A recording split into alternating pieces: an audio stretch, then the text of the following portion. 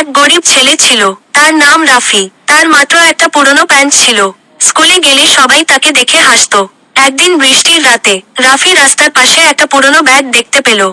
ব্যাগের ভিতরে ছিল একটা অদ্ভুত নীল রঙের প্যান্ট। হঠাৎ একটা কণ্ঠ শোনা গেল, এই প্যান্ট যেই পরবে তার ইচ্ছা পূরণ হবে। রাফি ভয় পেলেও প্যান্টটা পরে নিল। তারপরই আশ্চর্য ঘটনা ঘটল। পকেটে হাত দিতেই বের হলো টাকা। আবার হাত দিতেই বের হলো চকোলেট। আরেকবার হাত দিতেই বের হলো নতুন মোবাইল। রাফি খুব খুশি হয়ে গেল। পরের দিন সে নতুন জুতা, ঘড়ি সব কিনল। গ্রামের সবাই অবাক। কিন্তু ধীরে ধীরে রাফি লোভী হয়ে গেল। সে শুধু টাকা আর দামি জিনিস চাইতে লাগলো। একদিন সে বলল, আমি পৃথিবীর সবচেয়ে ধনী মানুষ হতে চাই। হঠাৎ প্যান্টটা কাঁপতে শুরু করলো। পকেট থেকে বের হতে লাগলো অসংখ্য টাকা। এত টাকা বের হলো যে পুরো ঘর ভরে গেল। রাফি শ্বাস নিতে পারছিল না। সে চিৎকার করে বলল, থামো।